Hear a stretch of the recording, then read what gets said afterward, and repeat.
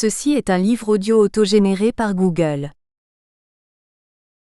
Déjà paru. Nouvelle pédagogie. Collection créée par Jean-Max Méjean. Et dirigée par Philippe Maric. À l'heure où l'école est sur tous les fronts, critiquée de toutes parts et même remise en question dans sa forme et quelquefois son utilité, cette collection voudrait interroger tous les acteurs du système éducatif qui réfléchissent et ne se laissent pas aller à la morosité ambiante. S'il est vrai pourtant que la pédagogie a du mal actuellement à se régénérer, et si nous sommes plus enclins à la régression qu'à la progression, généralisation de la méthode globale, abandon du collège unique, apprentissage à 14 ans, etc.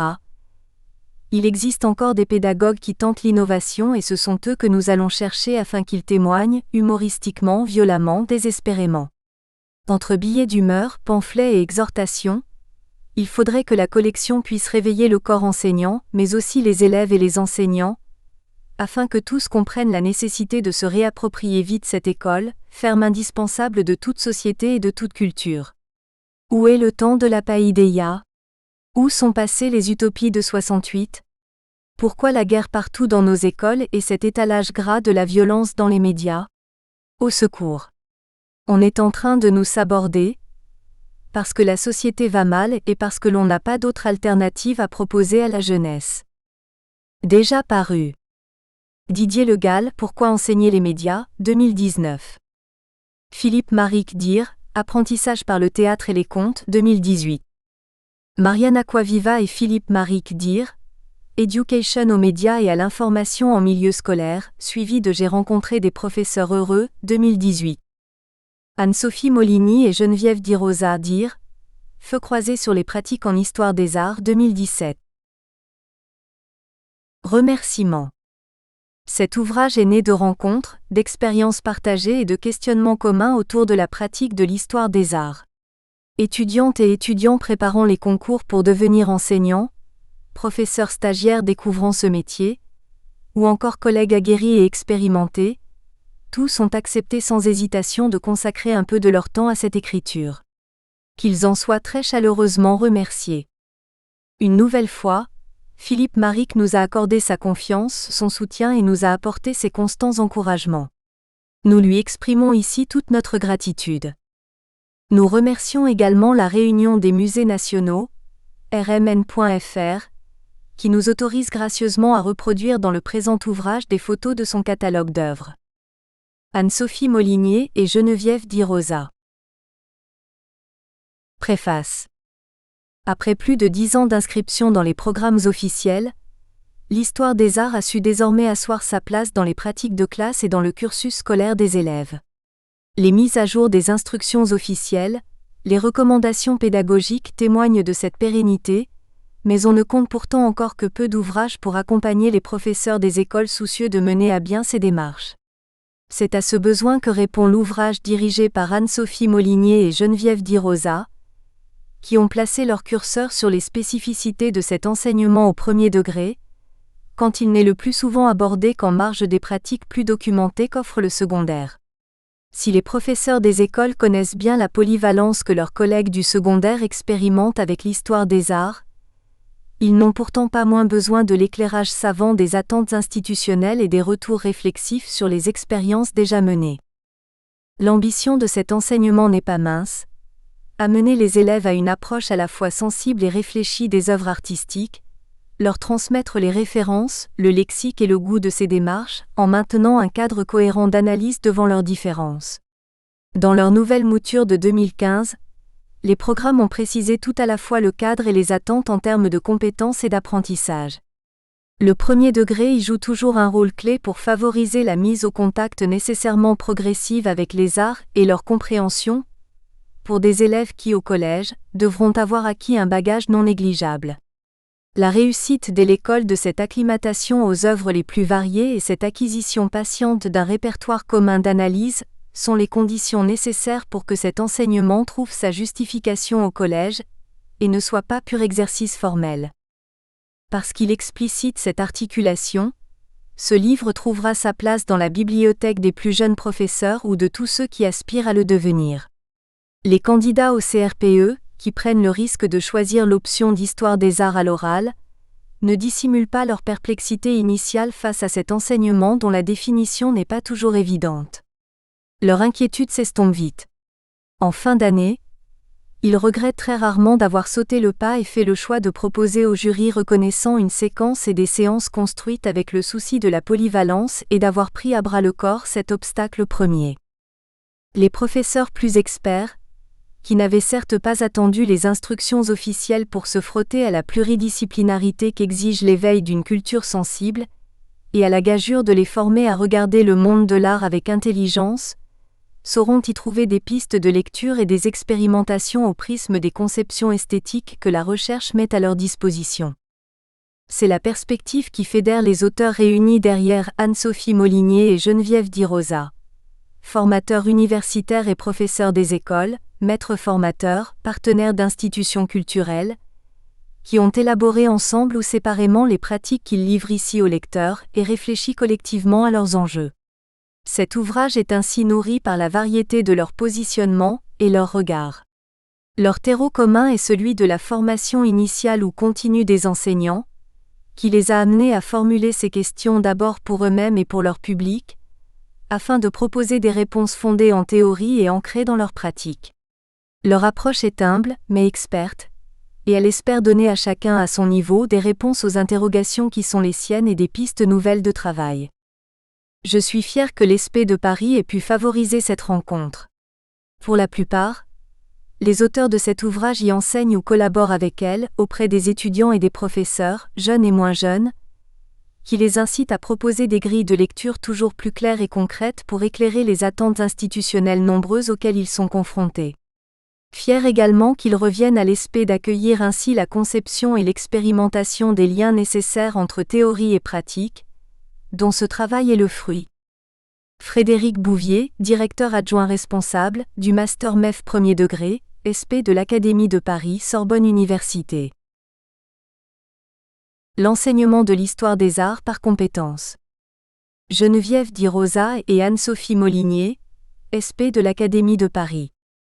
L'éducation de la sensibilité demeure l'objectif principal d'un enseignement de l'histoire des arts, fondé sur une approche méthodologique et la transmission de connaissances qui tendent à construire progressivement l'autonomie d'un amateur éclairé. L'enseignement de l'histoire des arts qui, dès son origine, en 2008, a été pensé comme un enseignement interdisciplinaire, appelle le travail de compétences relevant de diverses disciplines, voire de compétences transdisciplinaires telles que respecter la parole d'autrui, savoir participer à un débat. Cet enseignement mobilise également des compétences qui lui sont spécifiques. La réforme des programmes de 2015 à 2016 a permis de les préciser de la manière suivante. Identifier, donner un avis argumenté sur ce que représente ou exprime une œuvre d'art. Analyser, dégager d'une œuvre d'art par l'observation ou l'écoute ses principales caractéristiques techniques et formelles. Situer, relier des caractéristiques d'une œuvre d'art à des usages ainsi qu'au contexte historique et culturel de sa création. Se repérer dans un musée, un lieu d'art, un site patrimonial. Nous nous proposons de réfléchir ici aux modalités de mise en œuvre de ces différentes compétences et d'interroger les savoirs savants requis des professeurs, savoirs tant disciplinaires que didactiques, pour atteindre l'objectif global de la formation de sujets élèves comme amateurs éclairés. Les compétences 1 et 2. Les deux premières compétences, identifier et analyser, peuvent se travailler à partir de démarches sémiologiques. Il s'agit de donner son avis sur ce que représente ou exprime une œuvre et d'en analyser les caractéristiques formelles ou techniques en considérant que toute œuvre d'art est constituée d'un ensemble de signes. Ces derniers varient en fonction du langage artistique mis en œuvre par ceux qui s'expriment, que l'on se fonde sur la dichotomie langage verbal et langage non verbal ou que l'on énumère des exemples de la multiplicité des langages sémiotiques. Langage graphique, langage iconographique ou encore notamment, langage musical et langage gestuel. Certains médias artistiques ont la particularité d'utiliser plusieurs langages sémiotiques, tels les arts du spectacle vivant, le cinéma ou les installations dans les arts plastiques. Il ne s'agit pas de demander aux professeurs des écoles de devenir des spécialistes de tous ces langages, mais de prendre en considération la possibilité d'une approche sémiologique déclinable pour tous les médias artistiques. 1. Les arts du langage. La formation pluridisciplinaire des professeurs des écoles leur permet de mobiliser des savoirs savants opérationnels dans le cadre de l'enseignement de l'histoire des arts. La distinction entre langage verbal et langage non verbal se fonde sur la connaissance globale du système de la langue. Seul le langage verbal peut être qualifié du terme de langue qui renvoie au code linguistique fondé sur l'arbitraire du signe. La relation entre le signifiant et le signifié d'un terme est dite arbitraire, sans lien logique préalable, car précisément elle relève d'un code admis par une communauté linguistique. Cette relation est immuable dans une communauté donnée, mais variable dans le temps. Elle fait système avec l'ensemble des autres signes d'une langue. Le langage verbal est appelé discours quand des personnes l'utilisent pour communiquer à l'oral ou à l'écrit. Or, le discours peut être qualifié de poétique lorsque le locuteur invente un lien sensible entre le signifiant, la forme sonore et graphique du mot, et le signifié, dénotation et connotation. Cette utilisation particulière, en discours, du langage verbal, s'appelle la motivation du signe et n'est pas réservée exclusivement au genre de la poésie. On peut parler de poéticité du signe verbal, de motivation du signe linguistique, chaque fois que le locuteur investit le signe d'une charge suggestive et symbolique, au lieu de se limiter à la transparence codée d'un signifiant graphique et sonore facilitant la communication d'un signifié. Jean-Paul Sartre, s'interrogeant sur la littérarité du discours, investit le mot Florence de cette rêverie poétique dans un texte resté fameux. Florence est ville et fleur et femme, elle est ville-fleur et ville-femme et fille-fleur tout à la fois. Et l'étrange objet qui paraît ainsi possède la liquidité du fleuve, la douce ardeur fauve de l'or et pour finir, s'abandonne avec décence et prolonge indéfiniment par l'affaiblissement continu de l'immuet son épanouissement plein de réserve. À cela s'ajoute l'effort insidieux de la biographie, pour moi Florence est aussi une certaine femme. On voit que l'artialisation du terme Florence passe tout autant par un déploiement de significations référentielles que de jeux sur les sonorités du mot ou les connotations métaphoriques. Le texte éclaire les processus de poéticité, car tout en les énonçant il devient lui-même œuvre d'art, producteur de sa propre artialisation dans un mouvement qui met à nu la mémoire personnelle du locuteur. L'enseignement en histoire des arts d'un texte littéraire vise à mettre en relief l'artialisation du signe linguistique, au point de rencontre entre le texte et le sujet élève-lecteur, celle du signifiant, les suggestions de son ou d'image exprimées par le signifiant, celle du signifié, les connotations ou les effets polysémiques. Les effets de la réception impliquent de s'attacher à la rencontre des élèves avec les œuvres d'art et à la mise en place de dispositifs pédagogiques favorisant la prise de conscience des suggestions opérées par les médias artistiques. Comment l'œuvre fait-elle image ou résonne-t-elle dans mes sens et ma pensée ? Prenons l'exemple connu du poème Le Dormeur du Val de Rimbaud et imaginons sa lecture à haute voix par un professeur à des élèves découvrant le texte, sans l'avoir sous les yeux. Chaque subjectivité va saisir les mots entendus pour se forger sa propre image mentale du texte. Vision d'une verdure riante, étonnement en entendant les taillons d'argent, rêverie d'une berceuse naturelle, arrêt sur l'évocation d'une personne malade ou qui a 2 trous rouges au côté droit, autant d'accroches que d'imaginaires possibles. Le texte fait image en usant de multiples procédés poétiques, personnification, métonymie, système des rimes, etc., bien que l'objectif en histoire des arts ne soit pas la connaissance des procédés, mais la sensibilisation à leur réception. Le texte aussi résonne, fait entendre des sons, percevoir un rythme, chant d'une rivière ou berceuse de la nature. Les activités liées à la mise en relief des réceptions sensibles, conformément à la compétence 1 de l'histoire des arts, consistent dans la traduction de l'image mentale du texte par un dessin ou par sa verbalisation, ou bien dans la traduction de sa musicalité par un rythme, une mélodie ou par sa verbalisation. Nous proposons un canevas d'activités menées à partir du support du poème Le Dormeur du Val, de Rimbaud, afin de travailler les compétences 1 et 2. Activité 1. Écoutez la lecture à haute voix du poème. Activité 2. Dessinez l'image que vous avez en tête à la lecture de ce poème. Activité 3. Comparez les dessins et échangez quant aux ressemblances et aux différences. Objectif. Faire émerger les textes de lecteurs personnels, étayer la compréhension du poème. Les élèves qui auront dessiné un joli paysage n'auront pas fait un contresens, mais un sens limité, partiel. Ceux qui auront dessiné un soldat en sang auront exprimé une intense émotion recouvrant tout le sens. Amener les élèves à comprendre que le poème évoque à la fois un paysage agréable, animé et un soldat mort, statique, mais qu'il faut attendre la fin du poème pour savoir qu'il est mort, et encore cela reste une déduction. La compétence 1 de l'enseignement de l'histoire des arts, donner son avis sur ce qu'exprime le poème, est ainsi travaillée dans le respect des ressentis personnels des élèves tout en favorisant leur capacité argumentative. La compétence 2, analyser les caractéristiques formelles du poème, pourra donner lieu à de nouvelles activités envisagées dans la continuité. La compréhension de la chute du poème étant désormais partagée, on peut demander aux élèves de pratiquer une relecture ou une lecture rétroactive en mobilisant la compétence inférentielle travaillée par ailleurs en séance de littérature. Activité 4. Relire le poème en soulignant si des mots annoncent la fin. Activité 5. Recueil collectif des mots soulignés en expliquant pourquoi on pense que ce signe a un lien avec la mort du soldat. L'objectif est d'attirer l'attention des élèves sur le matériau poétique, choisi par le poète, disséminé dans le texte, mais dont chaque lecteur se fait le libre interprète. Les possibilités sont nombreuses. Trou annonce des trous rouges, sonorité dure et connotation de violence, accrochant son dur plus violence, haillon connotation de trou dans un vêtement, soldat guerre, bouche ouverte trou plus rouge, nuque baignant mort plus sang rouge, pâle, mort, il est étendu plus dans son lit, mort, enfant malade, fragilité, malheur, froid, mort, ne font pas. On pourra faire remarquer aux élèves que plus on avance dans la lecture du poème, plus les signes annonciateurs de mort se multiplient. Activité 6. Participer à un débat interprétatif. Finalement, ce poème vous rend-il joyeux ou triste? Que nous dit-il de la guerre? Le professeur peut commencer par une relecture à voix haute du poème, afin de remobiliser la saisie globale de l'œuvre. Les élèves pourront exprimer leur sensibilité aux nombreux indices de mort, tout en maintenant l'impression d'un heureux paysage. Des interprétations divergentes pourront être exprimées.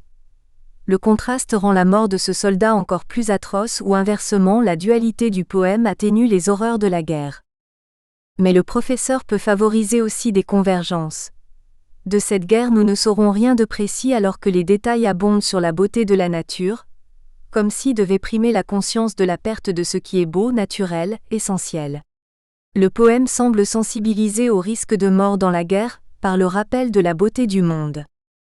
On voit que la poésie est le genre littéraire par excellence de la motivation du signe, car elle relève plus de la parole que de la langue, plus de la vie des mots que de leur catégorisation. La poésie n'est pas une langue à part, savante, rhétorique, mais au contraire un langage oralisé, sonorisé et imagé qui incite au dialogue avec les autres médias artistiques. L'enseignement de l'histoire des arts favorise le rapprochement des domaines artistiques en révélant comment ceux-ci par eux-mêmes dialoguent entre eux. Cependant, il n'y a pas que la poésie. Dans les genres narratifs tels que les contes, les nouvelles, les romans, les textes descriptifs sont également propices à l'enseignement en histoire des arts.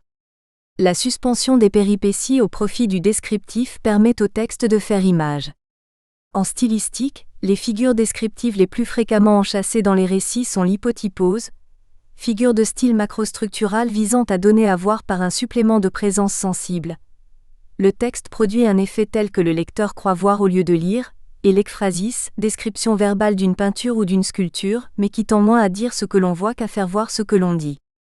Prenons l'exemple d'un texte descriptif de Zola qui met en tension cette rivalité du dire et du voir. On était à l'automne. La ville, sous le grand ciel pâle, s'alanguissait d'un gris doux et tendre, piqué çà et là de verdure sombre, qui ressemblait à de larges feuilles de nénuphar nageant sur un lac. Le soleil se couchait dans un nuage rouge, et tandis que les fonds s'emplissaient d'une brume légère, une poussière d'or, une rosée d'or tombait sur la rive droite de la ville du côté de la Madeleine et des Tuileries.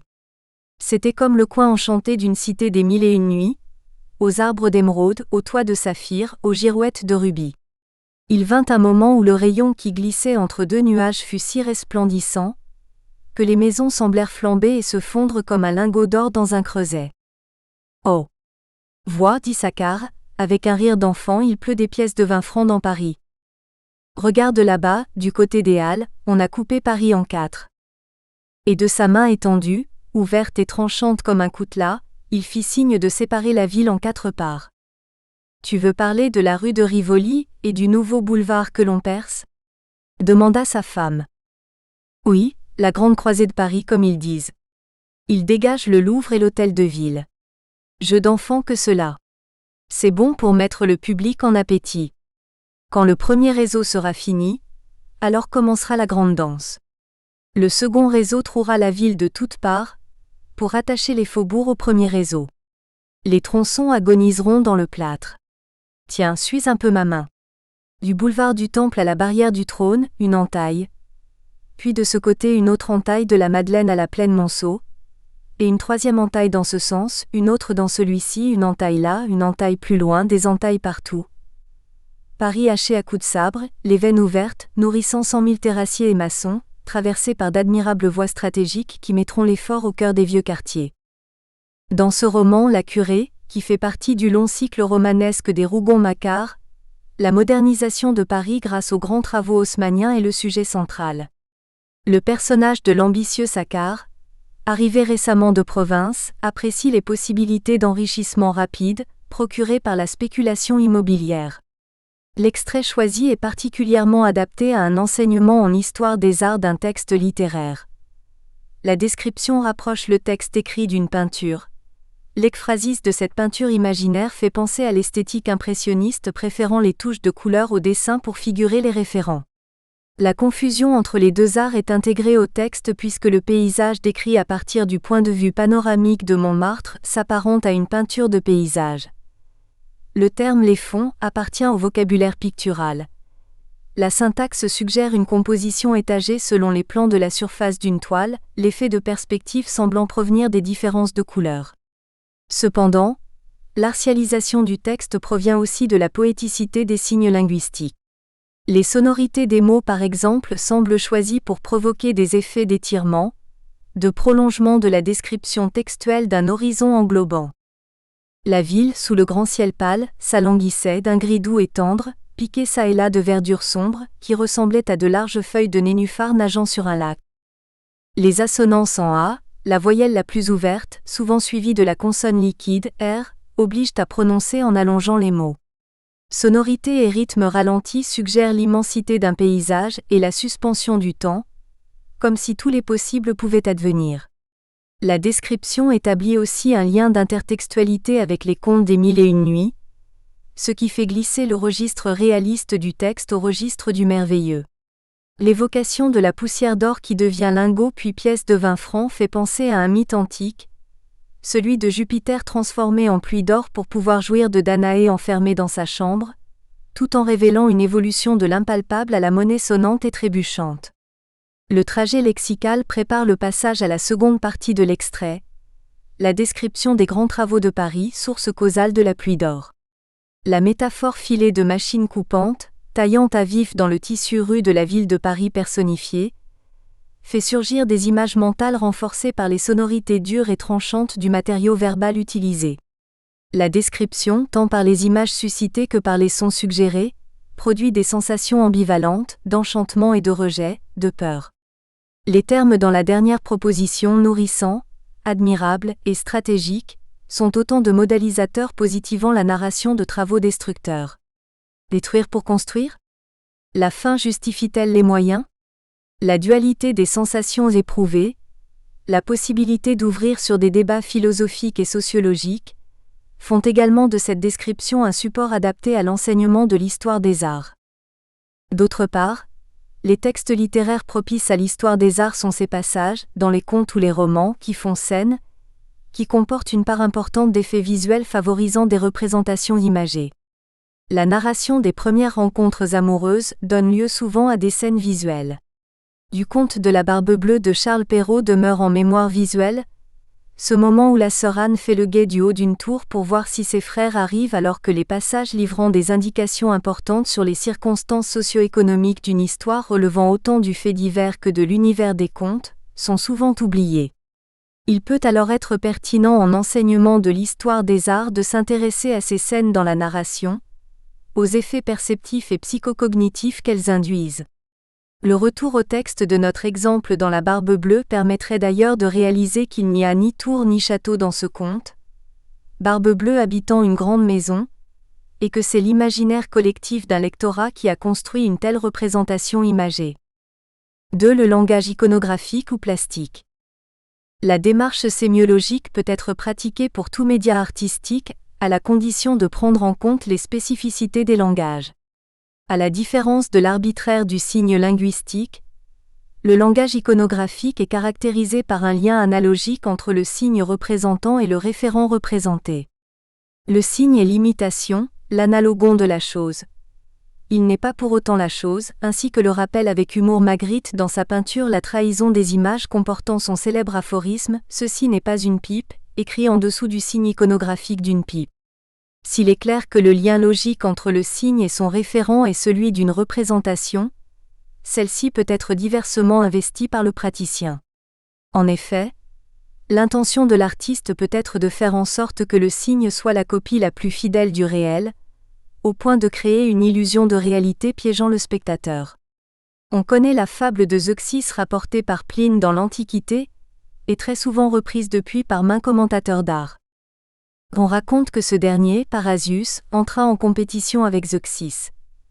Celui-ci avait présenté des raisins si aisément reproduits que les oiseaux vinrent volter auprès d'eux sur la scène, mais l'autre présenta un rideau peint avec une telle perfection que Zeuxis, tout gonflé d'orgueil à cause du jugement des oiseaux, demanda qu'on se décidât à enlever le rideau pour montrer la peinture, puis, ayant compris son erreur, il céda la palme à son rival avec une modestie pleine de franchise car il avait personnellement, disait-il, trompé les oiseaux, Parrhasius l'avait trompé, lui, un artiste. Ou bien l'intention est celle d'une imitation idéalisée. Les Italiens distinguent d'ailleurs l'action de copier, ritrare, de celle d'imiter, imitar, en valorisant cette dernière. Si le portrait se nomme ritratto, c'est par association à cette visée de la fidélité au réel, tandis que le genre pictural le plus noble qu'est la peinture d'histoire est régi par la visée d'une représentation idéalisée, c'est-à-dire à la fois parfaite, sans défaut d'irrégularité ou de désordre, et traduisant une idée ou suscitant d'une réflexion mentale. La mimésis réaliste, essentielle dans l'art occidental de la Renaissance au XIXe siècle, valorise l'imitation versus la copie, c'est-à-dire plus qu'une fidélité à l'apparence des formes et rechercher la représentation d'une essence des choses. Magritte, dans sa peinture La trahison des images, met en relief ce double sens du verbe trahir. L'image trahit non seulement parce qu'elle est lieu d'une illusion pouvant générer de la déception, mais aussi comme média de révélation de la substance des choses peintes. La représentation permet d'accéder au secret des êtres et des choses. Cette valorisation d'une représentation idéalisée peut aussi concerner les genres picturaux pourtant a priori attachés à l'exigence d'une copie fidèle, tels que le portrait ou la nature morte. Caractère moral ou supplément d'âme donnent souvent toute leur intensité aux portraits gardés par la postérité. On peut penser aussi à la visite fictive relatée par Marcel Proust, dans Chardin et Rembrandt, d'un jeune homme au musée du Louvre qui apprend à aimer la nature sensible des choses les plus quotidiennes grâce aux natures mortes de Chardin. D'autre part, l'artiste a pu se situer en dehors de ce débat entre copie ou idéalisation du réel en s'attachant au rendu d'une perception sensible à un instant T. Ce qui prime alors est la représentation de l'impression produite sur sa rétine. La fidélité n'est plus celle du réel objectivé d'un référent, mais celle de la réalité subjective de l'impression ressentie, prenant en compte le moment de la perception, l'éclairage ambiant, le référentiel perceptif. On reconnaît le mouvement impressionniste, même s'il n'est pas le seul à remettre en question les conventions. Ce que l'on appelle aujourd'hui la leçon de peinture, de Gauguin à Sérusier, récemment mise en valeur à l'occasion d'une exposition au musée d'Orsay s'attardant sur un commun séjour des artistes à Pont-Aven, montre que la plupart des mouvements picturaux novateurs, qualifiés de post-impressionnistes pour Gauguin ou Van Gogh ou nommés les nabis pour Sérusier, bousculent les conventions iconographiques traditionnelles. Selon Maurice Denis, Gauguin accompagnait en octobre 1888 le peintre Sérusier peignant en extérieur un paysage, une petite étude de plein air. Comment voyez-vous ces arbres ? Ils sont jaunes. Eh bien mettez du jaune, cette ombre plutôt bleue, peignez-la avec de l'outremer pur, ces feuilles rouges ? Mettez du vermillon.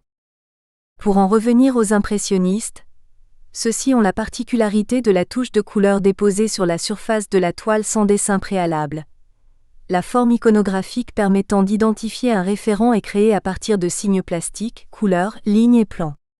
Cette dualité du langage pictural caractérisée par des signes iconographiques et des signes plastiques a historiquement fait débat lors de ce qui a été appelé au XVIIe siècle la querelle du dessin et de la couleur.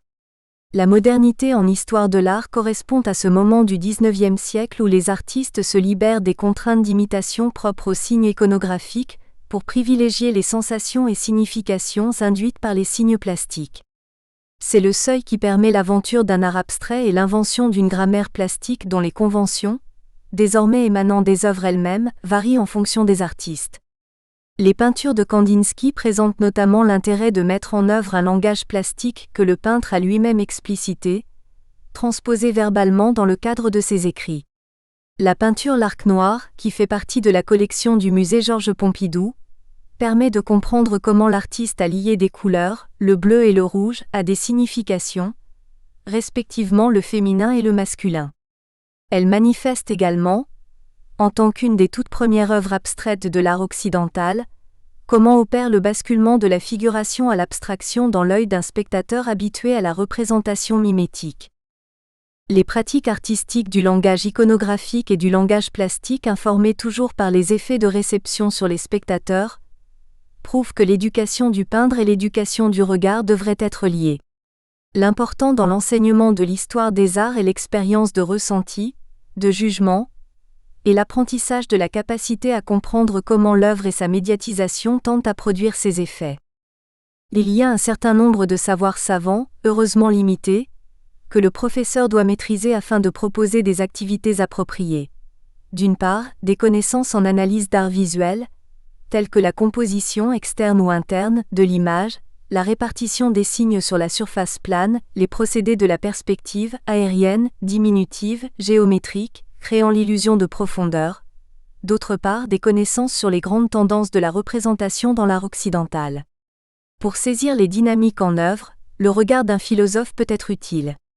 Jacques Rancière notamment explicite ces changements en parlant du passage d'un régime représentatif des arts au régime esthétique. Du XVIe siècle au XVIIIe siècle, l'art pictural est fondé sur le respect de conventions qui rendent vraisemblable la représentation. Soulignons que la vraisemblance n'est pas le vrai, mais la conformité aux normes d'usage. D'où une représentation figurative, réaliste idéalisée et régie par un ensemble de critères extérieurs aux œuvres. Le régime esthétique de l'art, à contrario, implique une autonomie de l'art à la fois par rapport à l'exigence de vraisemblance et par rapport à un référentiel de convention déterminant le beau et le laid. Le jugement esthétique devient interne à l'œuvre d'art dans la perspective de son récepteur.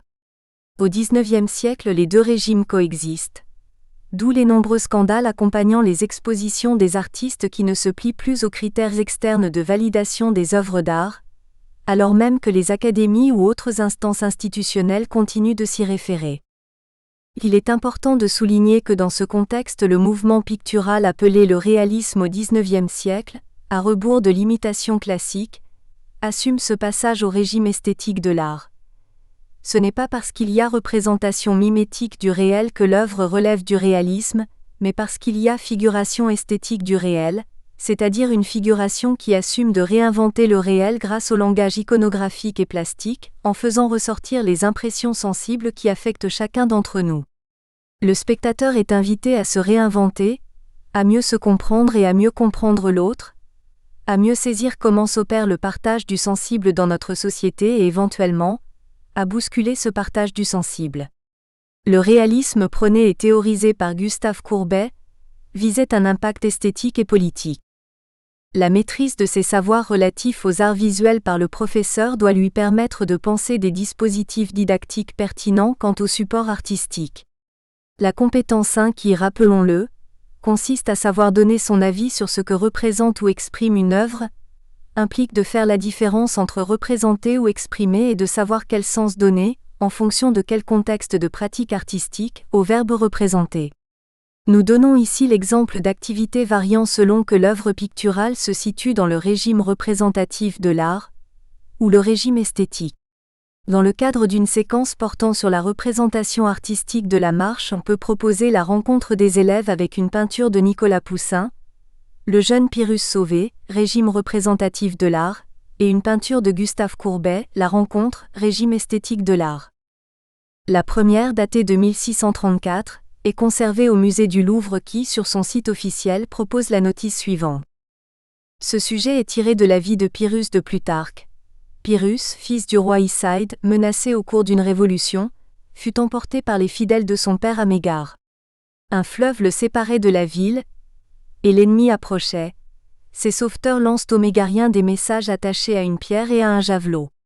Sans doute peint en 1634 pour l'abbé Gian Maria Roccioli, qui acheta le tableau en septembre de cette année.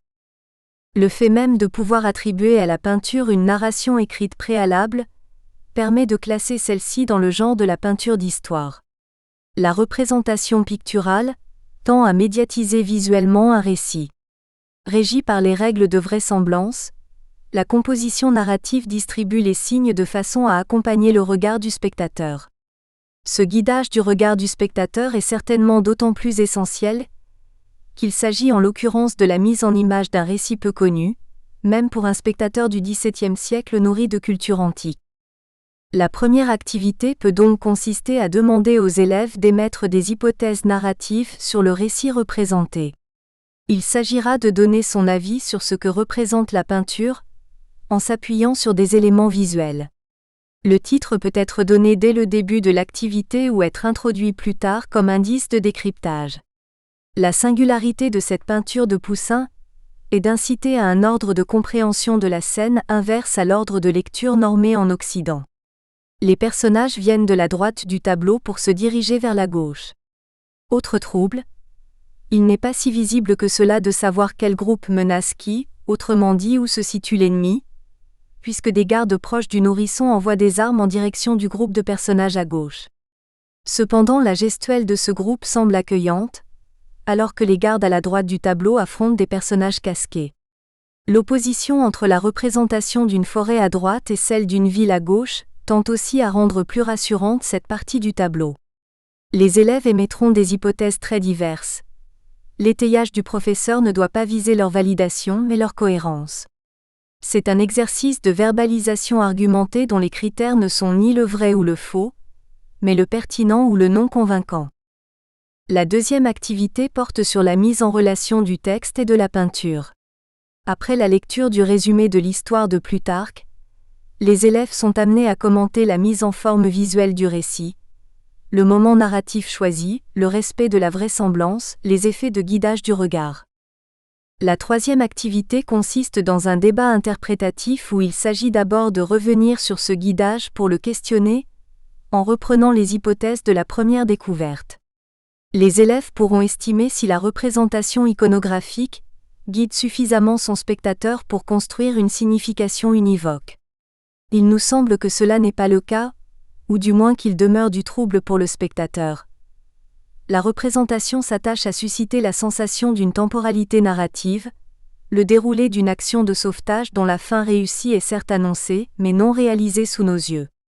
C'est le cours d'une histoire qui nous est donné à voir et à méditer. Le jeune Pyrrhus, dénudé, exposé, vulnérable, eût pu ne pas être sauvé.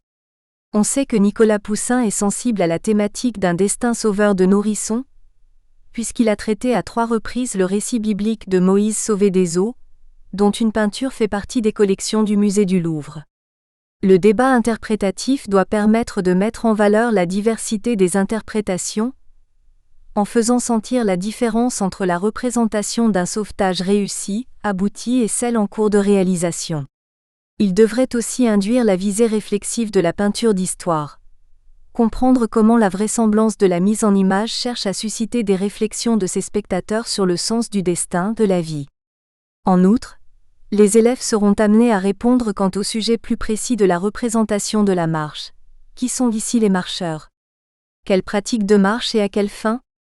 L'objectif sera de souligner qu'il s'agit d'une marche forcée, une marche exilique, certainement d'ailleurs réalisée à un rythme rapide, et que sa représentation est intégrée à la narration d'une histoire. Prise dans cette étoffe iconotextuelle, la marche participe des significations symboliques telles que le cours de la vie, l'image du destin s'exécutant. Le deuxième tableau visionné est celui de Gustave Courbet, La Rencontre, 1854. Si on demandait aux élèves de raconter ce qu'ils imagineraient être le récit représenté, Ceux-ci pourraient en effet proposer l'invention de toutes sortes d'histoires, mais très vite, leurs propositions ne trouveraient pas de signe iconographique sur lequel se fonder car la peinture n'est pas narrative. Il n'y a pas de texte préalable qui développerait une intrigue, constituée de plusieurs péripéties. L'histoire d'une rencontre n'est pas une narration, mais plutôt une allégorie, une représentation synthétique à un moment T porteuse de signification. Cette rencontre peut avoir un référent historique, puisque l'on sait que le tableau représente Courbet lui-même rendant visite à son mécène Alfred Bruyas dans la région de Montpellier. Il n'y a pas pour autant de narration à proprement parler, mais monstration d'un moment de première rencontre entre un peintre et son mécène. La peinture cesse de vouloir imiter la littérature. Le seul personnage de Marcheur semble être le peintre, en autoportrait. Courbet a réalisé de très nombreux autoportraits, et était donc immédiatement reconnaissable pour le spectateur de l'époque avec sa barbe taillée en pointe et son profil assyrien comme il aimait le dire. Il est en tenue de marche et même s'il est figuré à l'arrêt, tout suggère qu'il a beaucoup marché. L'attribut du long bâton fait penser au pèlerinage. La tenue décontractée et le sac sur le dos pourraient évoquer le motif pictural des Bohémiens, dont Courbet est un des premiers à s'emparer. Tout suggère que si le tableau ne raconte rien, il est chargé de signification symbolique aux visées sociales. Construit sur le contraste entre les personnages, antithèse de couleurs, de postures, gestuelles, il suggère que le peintre est le bohémien, celui qui est en marche, libéré des attaches, des conventions sociales, là où le domestique baisse la tête, se tient en retrait, et des conventions picturales. Ainsi l'attention des élèves doit-elle être portée sur l'identification des personnages, la nature de leurs relations et le cadre spatio-temporel. Mobiliser ces questionnements est donc plus pertinent que de demander de raconter une histoire. Le régime esthétique de la peinture s'appréhende par l'intérêt porté aux effets des signes plastiques. Cependant, afin de pouvoir développer sa capacité à proposer des interprétations de ces effets, il semble en l'occurrence judicieux d'étayer la connaissance du contexte de réception de cette peinture par la découverte de gravures et caricatures de presse qui ont médiatisé ces effets contemporains. Le musée Fabre de Montpellier présente sur son site les caricatures qui ont accompagné l'exposition du tableau. Celles-ci permettent de prendre conscience de la dimension scandaleuse d'une peinture qui pourtant ne l'est plus pour nous aujourd'hui. Le nouveau courant réaliste revendiqué par Courbet a choqué, car il participait souvent d'un affranchissement. Ce réalisme est à la fois social, mettre en avant le peuple, les sans-grades, politique, revendiquer une conscience de classe et en même temps manifester que l'artiste dépasse toutes les hiérarchies. Selon le socialiste Proudhon proche de Courbet, l'artiste est l'éclaireur de la société future et esthétique, libération des conventions, oser les aplats de couleurs, l'absence de dégradé, oser une peinture qui n'appartient à aucun genre pictural reconnu, scène de genre, portrait, bohémien, juif errant, selon la source de l'imagerie populaire, l'artiste portant son matériel sur le dos, ce qui suggère le pleinarisme ou annonce l'impressionnisme, joue subtilement des conventions sociales par le positionnement des personnages sur la surface plane de la toile. La perspective cadrée à partir de la place où se situe la personne réelle du peintre exhibe les marqueurs sociaux de la façon dont un sujet occupe l'espace, se déplace à l'intérieur. Tout est reconstruction éminemment symbolique du réel, mais d'une symbolique qui n'a pas besoin de passer par la médiation d'une narration. Les signes plastiques sont porteurs d'effets de sens. Que le personnage du peintre soit placé sur l'avant-scène fait sens. Que la figuration de la barbe produise une diagonale met en relief la tête du peintre. Qu'au centre du tableau le chapeau et la tête du chien soient placés sur la même ligne participe de l'humour de la peinture tout en suggérant le serment de fidélité du mécène à son peintre préféré. Alfred Bruyas aimait beaucoup être peint ainsi qu'en témoigne une multitude de peintures au musée Fabre. Pour finir, il serait approprié de demander aux élèves de comparer les peintures de Poussin et Courbet, de réfléchir aux différences de représentation, narratives d'une part, plus symboliques d'autre part. En centrant sur la thématique de la marche, on peut opposer à la représentation d'une marche entièrement corollaire d'une histoire d'exil, celle d'une marche pratiquée semble-t-il pour le plaisir, sans attache narrative et aux riches significations symboliques. Le peintre marcheur égale le découvreur, l'explorateur traçant le chemin pour la société. 2 compétences 3 situées reliées. La troisième compétence spécifique à l'enseignement de l'histoire des arts est essentielle, car apprendre à situer les œuvres d'art dans leur contexte de production, ainsi qu'à relier les œuvres entre elles, participe de la construction de la posture de l'amateur. Nous espérons que vous avez apprécié cet aperçu. Pour continuer à écouter ce livre audio sur Google Play Livres, utilisez le lien dans la description de la vidéo.